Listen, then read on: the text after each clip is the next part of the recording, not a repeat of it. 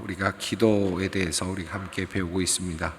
기도는 평생 동안 해오신 것이라 여러분 이미 다 알고 계시는 건데요. 그러나 이제 우리가 또 다시 한번 점검하는 의미에서 기도를 우리가 함께 살펴보고 있습니다. 지난 시간에는 성경에 나온 여러 기도들을 전체적으로 한번 쭉 조망해 보았습니다. 그리고 그 기도의 그 흐름 속에서 어떤 특징들이 있는지를 살펴보았습니다. 하나님을 부르고 또 우리 신약 성경 이후에는 예수 그리스도의 이름으로 또 예수 그리스도의 공로를 의지해서 기도하는 그런 기도의 흐름들, 또 기도의 형식들까지 우리가 함께 살펴보았습니다. 자, 오늘은 한국 교회의 기도가 어떻게 들어왔고 어떻게 우리는 기도를 소개받았을까 하는 그런 질문을 던지고 거기에 대한 여러 자료들을 함께 살펴보려고 합니다. 한국 교회 성도들은 어떻게 기도를 배웠을까요?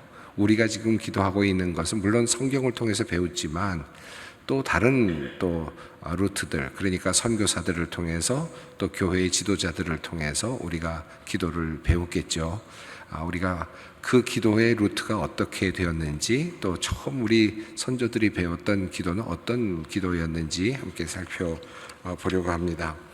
1885년에 우리 미국의 선교사들이 두 분이 들어오셨죠. 언더우드와 아펜셀러 목사님이 감리교 목사님과 그리고 또 장로교 목사님 두 분이 들어오셨습니다.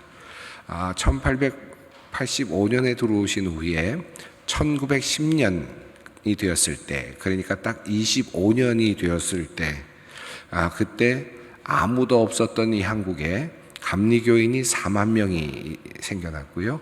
장로교인이 6만 명이 생겨났습니다. 그러니까 25년 만에 어마어마한 전도의 불길이 솟아올랐다라고 할 수 있겠습니다. 자, 이렇게 한국교회가 성장을 하게 된 데에는 여러 이유들이 있다고 학자들은 이야기합니다. 그 중에 5가지 정도를 주로 학자들이 꼽고 있는데요. 첫 번째는 교회를 세운 선교사들의 헌신이 있었다라고 그렇게 이야기를 하고요. 두 번째는 의료 사역과 교육 사역, 그리고 성경 번역 등의 문서 사역을 통한 복음 전파라고 하는 문서 사역이 있었고, 세 번째는 복음 전파를 위한 교파 간의 연합, 특별하게 우리나라에서 일어났던 일인데 교파 간의 나름의 연합을 했던 거, 그리고 네 번째가 같이 연결되는데요.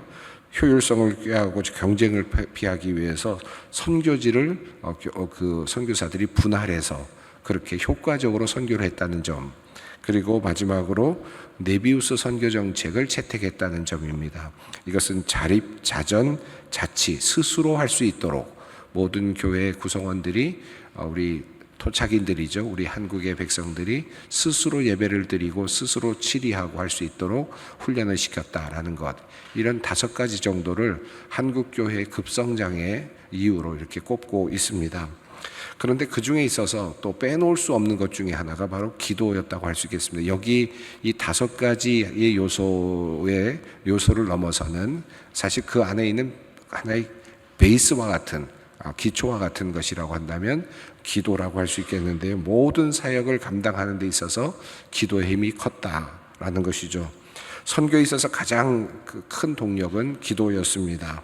언더우드 목사님이 최초의 언더우드 성경 번역을 한 후에 이렇게 회고를 하고 있습니다. 이 회고문을 한번 같이 읽어보면 좋겠습니다. 나는 여러 도움이 있었다고 말은 했지만 가장 우선되고 가장 큰 도움이 무엇이었는지 언급하지 않았다. 바로 기도다. 저마다 자기가 맡은 일에 엄청난 책임을 느꼈고 성령의 도우심 없이는 이 일을 감당할 수 없다는 점도 깊이 느꼈다. 기도가 없었다면 우리가 그 과업을 완수하지 못하리라는 점을 알고 있었기 때문이다. 언더우드 목사님이 성경을 번역할 때 그 성경 번역의 그 과정이 쉽지 않았죠. 그럼에도 불구하고 아주 열심히 기도하면서 그들은 성경 번역을 마무리하였습니다. 그리고 그가 회고하기를 기도가 없었으면 이 일을 할 수가 없었다라고 이렇게 이야기를 하고 있습니다. 그런데요, 우리가 이렇게 기도가 없이는 우리가 이런 일 할 수 없었다라는 말을 할 때 때로는 우리가 그냥 버릇처럼 그런 얘기를 할 수가 있거든요. 그냥 하나의 예의로 그런 얘기를 하는 경우도 종종 있습니다. 그런데 이 언더우드가 이렇게 말을 하는 것은 그냥 단순하게 그냥 예의상으로 또 마땅히 그렇게 말을 해야 되니까 한 얘기가 아니라 그의 인생에 있어서 매우 중요한 것이 기도였기 때문입니다. 그래서 그는 기도에 대한 힘을 알고 있었던 분이었는데요. 그 예를 들면 그 언더우드의 그 예화를 들면 코리안 미션 필드라고 하는 그 기독교 하나의 그 잡지가 있었는데 언더우드가 어떤 사람이었느냐 하면 프랑스에 가서 기숙학교에 있었던 시기가 있었다고 합니다. 그런데 그때 그는 형과 나란히 무릎을 꿇고 기도하는 습관을 가지고 있었다고 합니다. 그래서 같은 반 친구들이 처음에는 비아냥거리고 놀리기까지 했었다고 해요. 그런데 그럼에도 불구하고 그들은 항상 꿇어 앉아서 기도를 했다는 겁니다. 그리고 그것 때문에 마침내 많은 그 옆 주변의 학생들이 그것에 감명을 받았고 또 그 사람들에게 영향까지 미쳤다는 겁니다. 그리고 결국은 그렇게 기도하던 형제 중에 언더우드가 선교사가 돼서 한국에 왔다는 거예요. 그러니까 프랑스 기숙사에서 그가 그때부터 어렸을 때부터 그렇게 기도하면서 기도를 배웠고 기도의 능력을 배웠던 선교사였기 때문에 이 기도의 힘이 뭔지를 알고 있었다는 겁니다. 그래서 이 언더우드가 단순하게 성경을 번역하고 우리가 기도했기 때문에 기도가 없이는 안 됐다 이런 얘기가 예의상한 얘기가 아니라 그의 마음속에서 우러나온 절실한 신앙의 고백이었다라고 볼 수 있습니다. 이게 절실한 신앙의 고백이었다는 걸 알 수 있는 또 다른 것이 있는데요. 선교사로 언더우드가 온 다음에 동료 선교사들과 함께 초기에 얼마나 많은 기도를 했는지 그의 그 아내가 그 언더우드의 아내가 뭐라고 얘기하느냐 하면 선교사 자기 남편과 그리고 동료 선교사들을 보면서 뭐라고 평가를 했느냐 하면 기도를 강력하게 신뢰하는 사람들이다 이 사람은. 여러분 한번 생각해 보세요. 자기 남편을 보면서 기도를 강력하게 신뢰하는 사람이다 이 사람은. 이렇게 정의를 내려줄 수 있는 아내, 이런 아내를 만난다면 여러분 어떤 생각이 드시겠습니까? 얼마나 기도를 신뢰하고 남편이 가까이서 아내가 보는 앞에서 기도를 신뢰했으면 그 아내가 그렇게 이야기를 했겠나 하는 생각이 들죠. 자, 그만큼 선교사들은 기도에 아주 굉장한 열의를 갖고 있었던 사람들이었다라고 할 수 있습니다. 조금 전에 제가 1885년부터 1910년까지 25년간 교인들의 숫자가 급성장했다라고 말씀드렸죠. 장로교인과 감리교인 합해서 10만 명이 되는 어마어마한 성장이 일어났던, 한 명도 없던 그런 땅에서 25년 후에 10만 명의 기독교인이 생겼다. 이거 어마어마한 변화거든요. 그런데 그 사이에 한국은 어떤 상황이었느냐? 1885년 언더우드 아펜셀로 목사님이 입국한 다음에 10년 후, 10년째가 되었을 때 명성황후가 시해되는 을미사변이 일어납니다. 그리고 또 19년째가 되었을 때 그 한일 의정서가 교환이 되죠. 체결되죠. 1904년입니다. 그리고 20년째가 되었을 때 을사늑약 외교권이 박탈되는 일이 일어납니다. 그리고 1910년, 그러니까 25년째가 되었을 때 경술국치, 한일 병합 조약이 체결됩니다. 결국 25년째가 되었을 때 한국은, 조선은 나라의 국권을 빼앗기는 그런 일이 일어납니다. 그러니까 왕성하게 기독교인이 25년 동안 막 늘어나고 있는 이 추세와 반대로 이 조선의 그 운명은 지금 나락으로 내려가고 있는, 25년 동안 나락으로 치닫고 있는 그런 상황이었습니다. 그러면서 기독교인들이 급성장하면서 기독교인들이 선교사들을 통해서 기도를 배우고 그리고는 기도하는데 매진하죠. 그러면서 기도 운동이 아주 강력하게 일어나기 시작하는데, 여러분 아시는 것처럼 1903년 원산 대부 운동이 그렇고요. 1907년 평양 대부 운동이 그렇습니다. 그러니까 한 15년, 17년, 20년째쯤 되어 가면서부터는 이제 기독교의 교인들의 사이에 강력한 기도 운동이 한국 교회에 일어나기 시작했다라는 것을 볼 수 있습니다. 조금 전에 말씀드렸습니다마는 이 언더우드 선교사님이 이렇게 기도의 사람이었고 기도를 강력하게 신뢰하는 사람이었다라고 말씀을 드렸는데, 아펜셀러 역시 기도의 사람이었습니다. 그는 1885년에 그 제물포에 언더우드 목사님과 함께 도착한 후에, 언더우드 목사님은 도착하고 바로 이제 전도를 위해서 올라가지만 바로 한양으로 입성을 합니다마는, 그러나 아펜셀러 목사님은 제물포에 머물면서 데블 호텔이라는 곳에 머물렀다고 되어 있습니다. 그리고 그곳에서 뉴욕 선교부에 보고서를 먼저 써서 보냅니다. 처음 그들이 그 선교사들이 우리나라에 발을 내디딘 다음에 첫 번째 선교 편지, 선교 보고서가 나갔는데요. 그때 한국의 정치적인 상황, 또 한국까지 오게 된 여정, 또 그 앞으로의 각오, 이런 것들을 이제 쭉 써서 보내는데, 그의 마지막 부분에 그가 기도문이 나옵니다. 한국을 위한 기도, 자신의 어떤 선교와 관련된 첫 번째 기도입니다. 한국에 도착한 선교사의 첫 번째 기도가 어떤 기도였는지를 알 수 있는 대목입니다. 1885년 4월 9일에 작성된 내용인데요. 한번 읽어보겠습니다. 우리는 부활주일에 이곳에 왔습니다. 부활절에 죽음의 장벽들을 산산이 부순 주님, 이 백성을 속박하는 굴레들을 깨뜨리시오며 그들을 하나님의 자녀들이 누리는 빛과 자유로 인도하소서. 예. 이 백성들을 속박하고 있는 모든 굴레를 다 깨뜨려 주시고 하나님의 자녀들이 되게 하시고 빛과 자유를 누리게 해 주십시오라고 하는 그와 같은 기도문을 썼습니다. 이것이 선교사 아펜셀러가 하나님께 드렸던, 이 나라를 위한, 이 나라에 도착해서 첫 번째로 드렸던 기도문이었다라는 것을 알 수 있죠.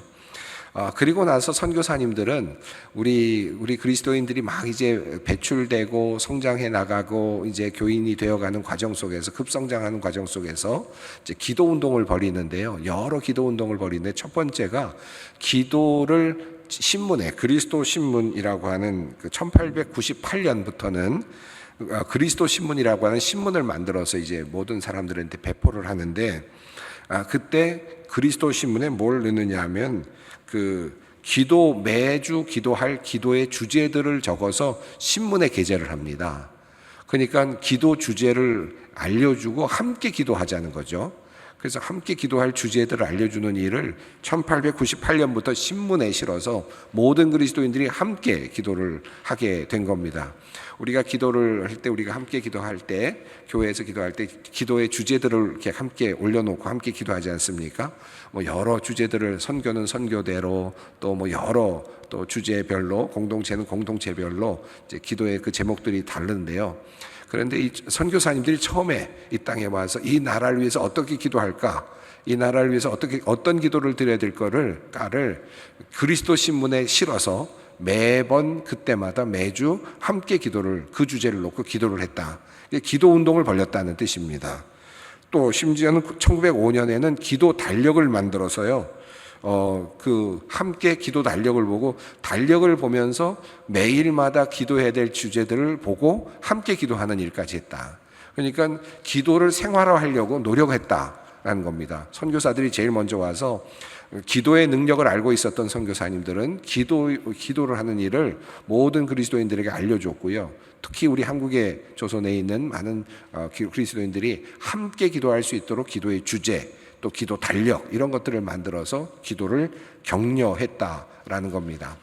자, 그리고 나서 이어서 우리 선교사님들은 1890년, 그러니까 1885년에 들어와서 5년 후에 우리 그리스도인들이 막 성장을 하고 막 이제 많이 이제 나오니까 이들을 가르쳐야 될 교리서를 만듭니다. 최초의 교리서, 우리나라의 최초의 교리서인데 성교 찰리라고 하는 이 교리서를 만들게 됩니다.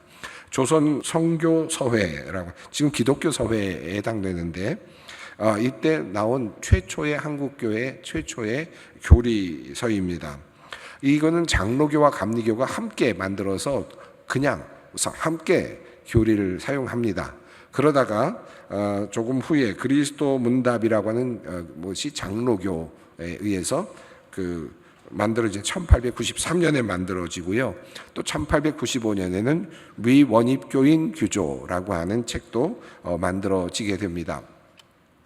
이 위원입교인 규조라고 하는 이 책을 조금 더 볼 필요가 있는데요. 제가 위원입교인 규조를 조금 더 구체적으로 보려고 하는데, 그 전에 그런 과정을 통해서 1895년부터 시작해서 그 과정 속에서 놀라운 변화가 일어나는데, 세례교인의 숫자가 급증합니다. 1894년부터 95년까지 사이에 180명 세례를 받던 교회에서 2,000명이 세례를 받는 일들이 일어납니다.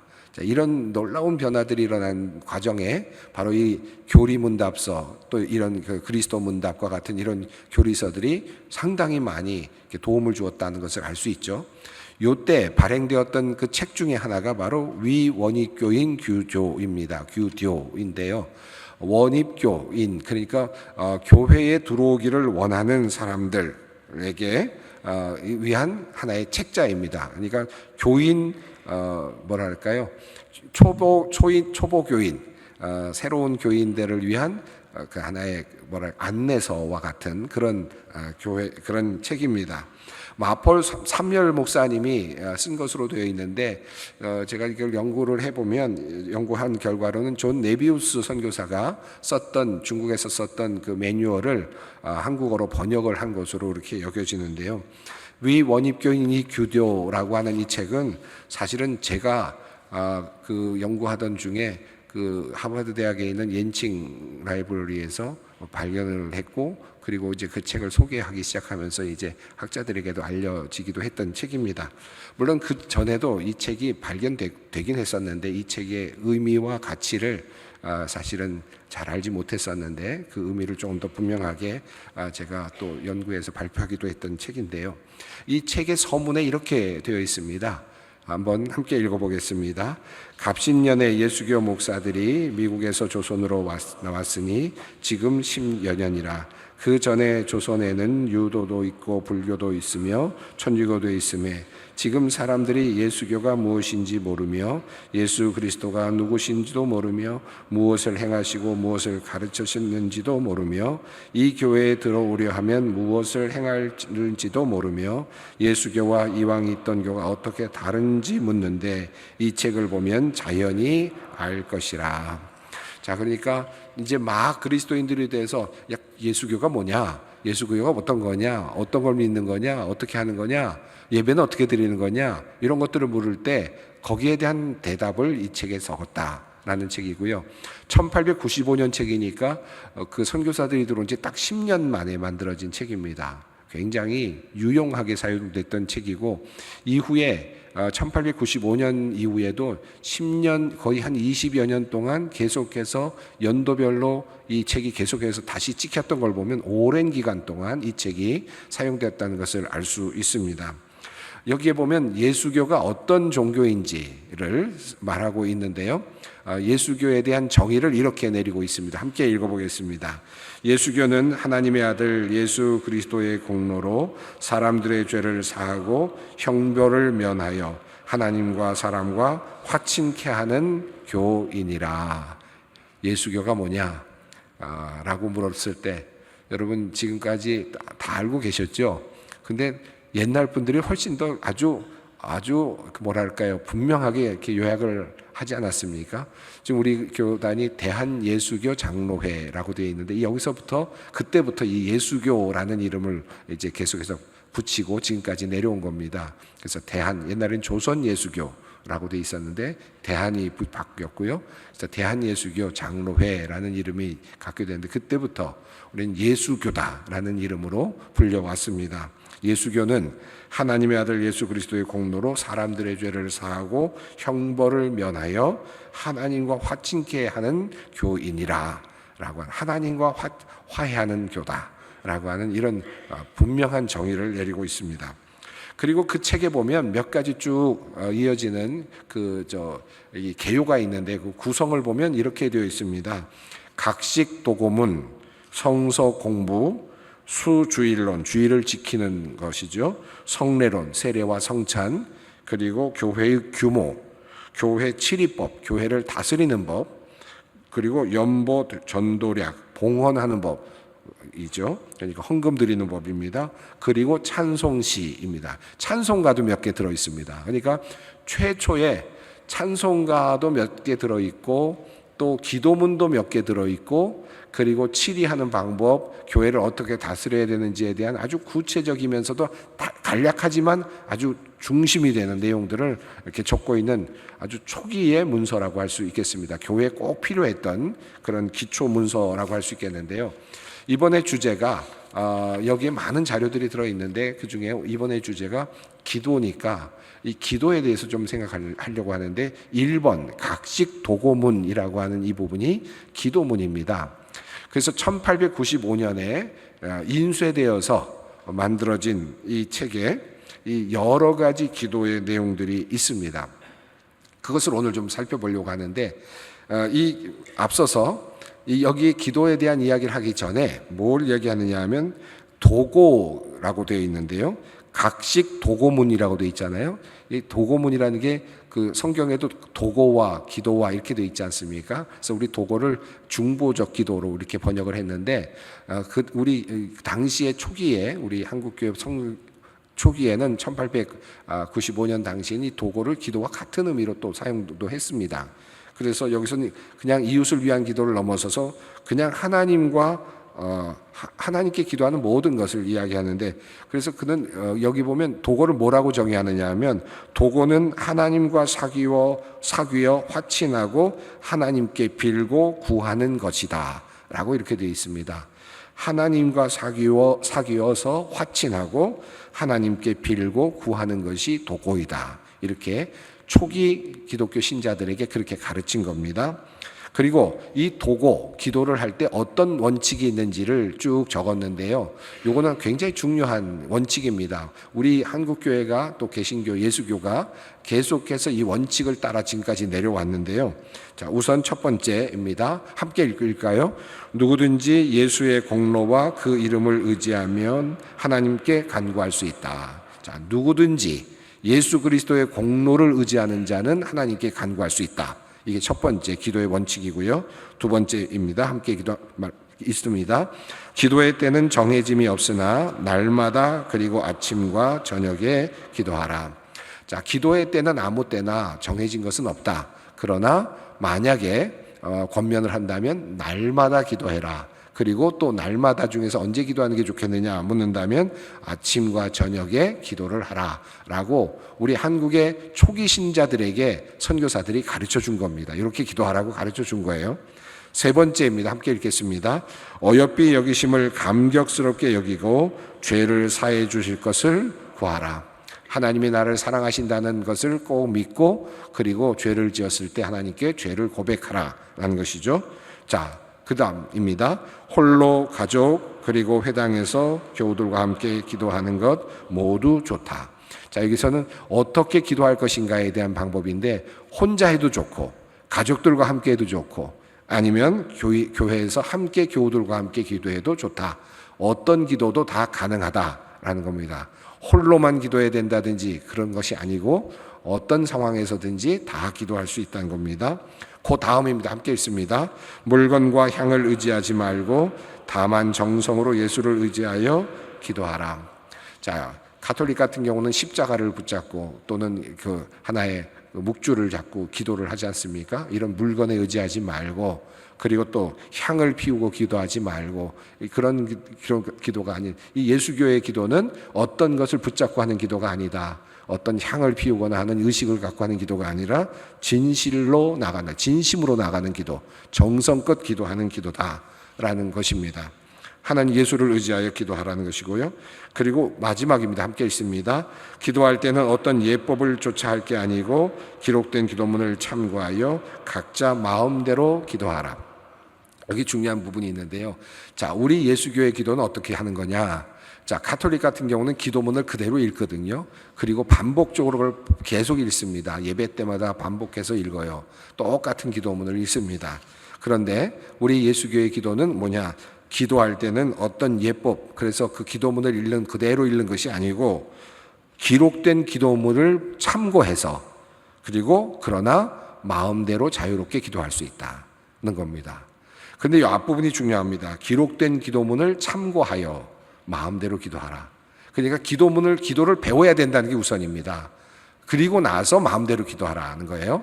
그러니까 우선 기도의 모델을 잘 알고 배운 다음에 그 다음에 자유롭게 기도할 수 있다. 이게 우리 예수교회의 기도의 원칙입니다. 그러니까 써서 기도하는 것이 틀렸다는 것이 아니고 내가 써 있는 것을 보면서 내가 다시 써서 기도하는 것도 역시 포함되지만 어쨌든 내가 스스로 자유롭게 기도문을 만들어 기도할 수 있다. 이것은 원칙이지만 그러나 그 전에 쓰여져 있는 기도문을 꼭 참고해야 된다. 그래서 모범을 보고 기도를 배워가면서 기도를 하라라는 것입니다. 자, 이 안에 여러 기도문들이 있어요. 근데 그 중에 첫 번째 기도문을 함께 보겠는데 인죄 회개 도고문입니다. 인죄 회개인 도고문. 이것은 뭐냐면 죄를 알아 회개한 사람의 기도하는 말이라. 첫 기도다. 그러니까 회개 기도를 어떻게 하면 되겠느냐라는 거예요. 자, 1895년 기독교가 우리 선교사들이 들어온 지 딱 10년 만에 많은 우리 선조들이 이 기도문을 읽고 배웠습니다. 그리고 이렇게 기도하라고 배운 거예요. 자, 이 기도문을 함께 읽겠습니다.